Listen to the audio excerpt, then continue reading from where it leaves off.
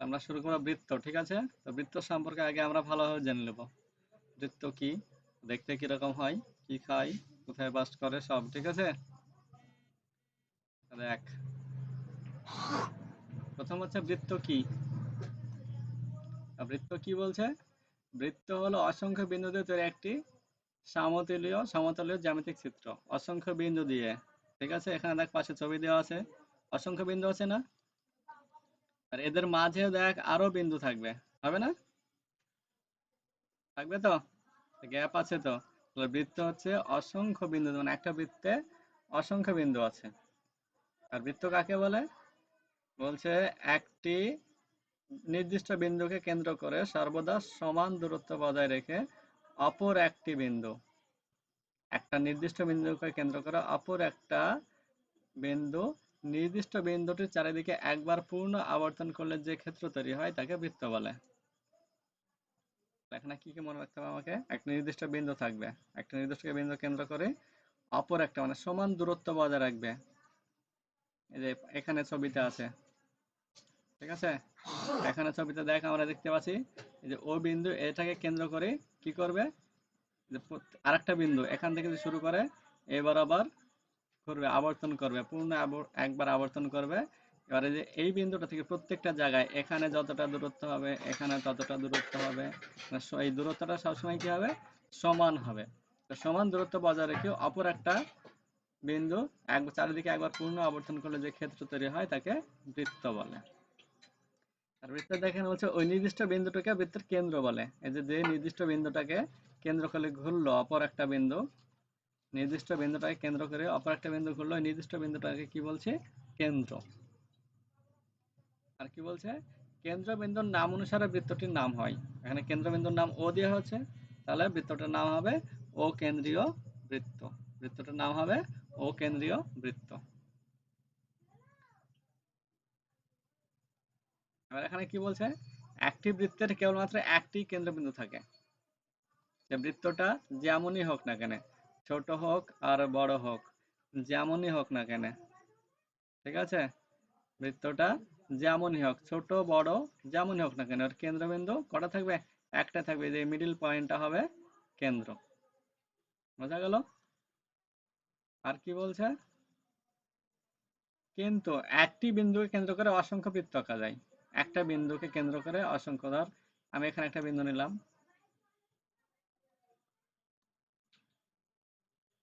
ধরো একটু,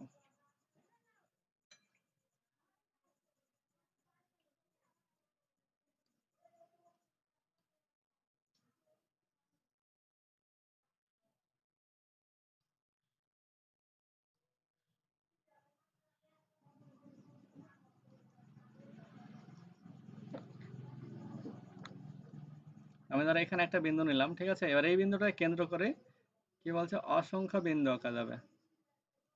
এটাকে কেন্দ্র করে একটা কেন্দ্র, এটা হলো, আর একটা হবে ধর এর,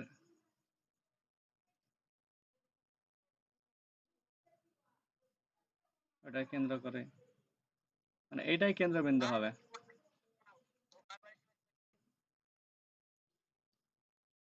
যাবে না, এরকম অসংখ্য বিন্দু আঁকা যাবে না, কেন্দ্র একটাই থাকবে। তাহলে একটা বিন্দুকে কেন্দ্র করে অসংখ্য বৃত্ত আঁকা যাবে। কিন্তু কোনো একটা বৃত্তের কটা কেন্দ্রবিন্দু থাকবে, একটাই কেন্দ্রবিন্দু। কেন্দ্রবিন্দু থাকবে একটাই, কিন্তু একটা বিন্দুকে কেন্দ্র করে অসংখ্য ছোট বড় অনেক ধরনের কি আঁকা যাবে, বৃত্ত আঁকা যাবে। এবার আমরা জানবো ব্যাসার্ধ কি জিনিস। কোন বৃত্তের কেন্দ্র এবং ওই বৃত্তের উপর অবস্থিত যে কোনো বিন্দু যোগ করলে যে রেখাংশ পাওয়া যায় তাকে ওই বৃত্তের ব্যাসার্ধ বলে।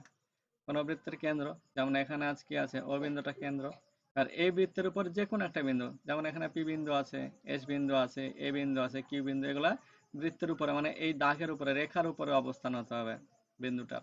আর যদি যোগ করা যায়, এই যে যোগ করছি কেন্দ্র, আর এটা যোগ করব, যে দূরত্বটা পাওয়া যাবে, যে রেখাংশটা পাওয়া যাবে, এই রেখাংশটাকে বলছি আমরা ব্যাসার্ধ।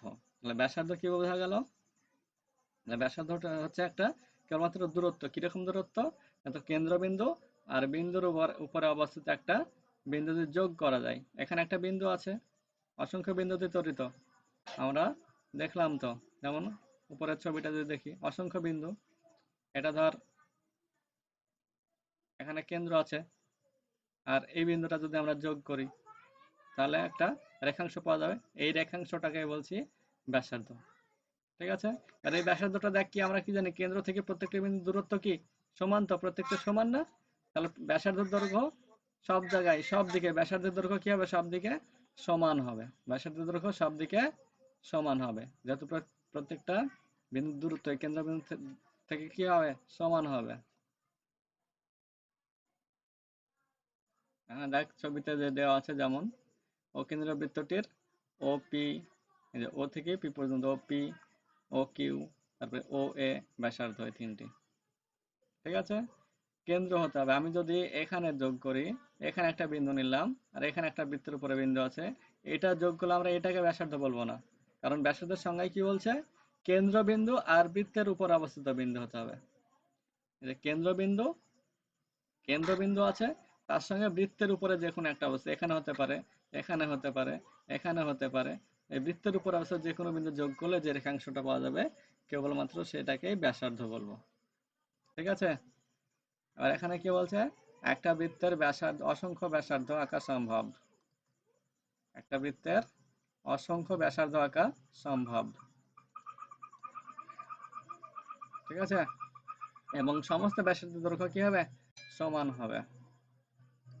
তারপর হচ্ছে জ্যা, জ্যা কাকে বলে, কি বলছে, বৃত্তের উপর অবস্থিত যে কোনো দুটি বিন্দু যোগ করলে যে রেখাংশ পাওয়া যায় তাকে জ্যা বলে।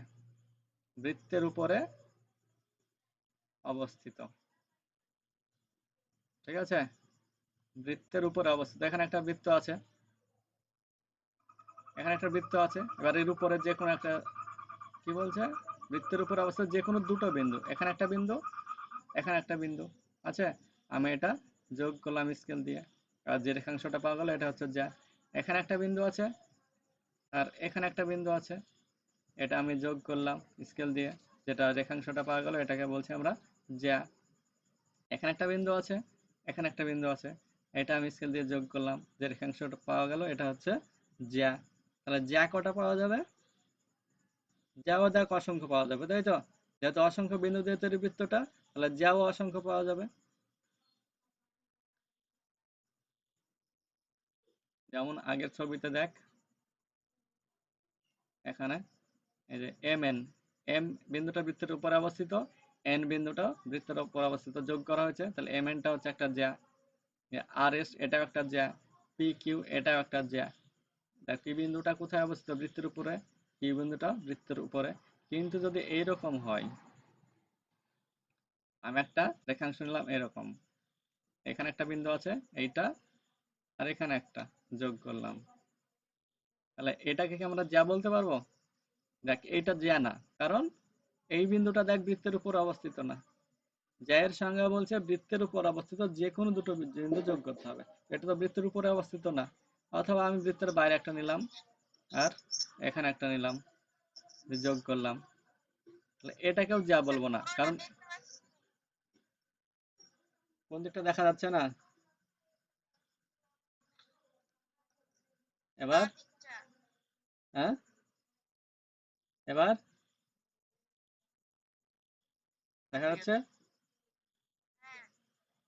পুরোটা দেখা যাচ্ছে এবার, দেখ তাহলে এটাকে আমরা যা বলবো না, কারণ দেখ এই বিন্দুটা বৃত্তের উপর অবস্থিত না, বৃত্তের উপর বলতে এই রেখার উপর অবস্থান হতে হবে।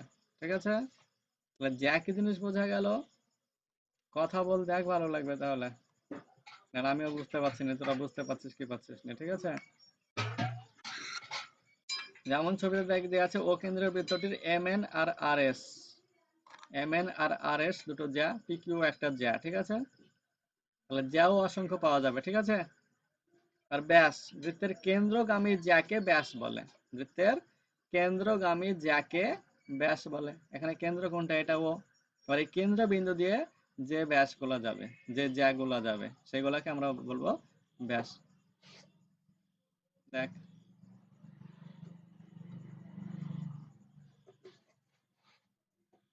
এটা একটা জ্যা, যেহেতু এই বিন্দুটা বৃত্তের উপর অবস্থিত, এটাও বৃত্তের উপর অবস্থিত, কেন্দ্রবিন্দু দেখিছে, তাহলে এটা একটা জ্যা। আবার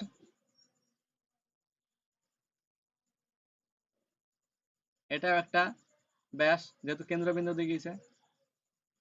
তাহলে এরকম কটা ব্যাস পাওয়া যাবে? একটা বৃত্তের কটা ব্যাস পাওয়া যাবে? একটা বৃত্তের কটা ব্যাস পাওয়া যাবে? অসংখ্য ব্যাস পাওয়া যাবে না, যেহেতু অসংখ্য বিন্দু আছে তো বৃত্তের উপরে। এদিক দিয়ে এদিক দিয়ে এদিক দিয়ে কেন্দ্রবিন্দুতে গেলেই হবে। এইটাকে তাহলে ব্যাস বলবো না, কারণ এটা কেন্দ্রবিন্দু দিয়ে আসেনি। এই যে আর এস দেখা যাচ্ছে না, আর এসটাকে আমরা ব্যাস বলবো না, কারণ আর এসটা দেখ কেন্দ্রবিন্দু যায়নি। কেন্দ্রবিন্দু হচ্ছে এটা, এই কেন্দ্রবিন্দু দিয়ে যদি যাই, যে যা যাবে সেটাকেই একমাত্র ব্যাস বলবো। তাহলে ব্যাস গেল। আর কে বলছে একটি বৃত্তের অসংখ্য ব্যাস আঁকা সম্ভব এবং সমস্ত ব্যাসের দৈর্ঘ্য সমান।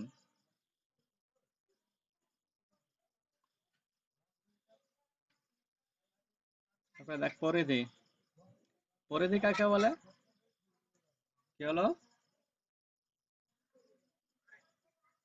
দেখ পরিধি, বৃত্ত হলো সুষম আবদ্ধ একটি বক্রাকার চিত্র। বৃত্ত হলো সুষম আবদ্ধ, সুষম মানে সব দিক দিয়ে সমান, যেহেতু আমরা কেন্দ্রবিন্দুটা থেকে সমস্ত বিন্দুর দূরত্ব কি দেখলাম? সমান দেখলাম। তাই বৃত্তের চারিদিকের সীমান্ত বরাবর দৈর্ঘ্যকে বৃত্তের পরিধি বলে। বৃত্তের চারিদিকের একটা বৃত্ত আঁকলাম আমি, আর এটা চারিদিকের, এখান থেকে শুরু হলো,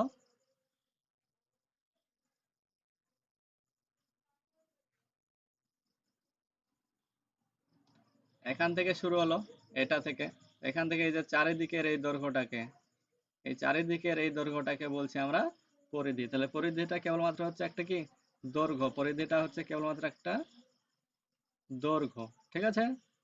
পরিধিটা দৈর্ঘ্য। যেমন এই ছবিতে আমরা এই বিন্দু থেকে শুরু করলাম, এখান থেকে এটা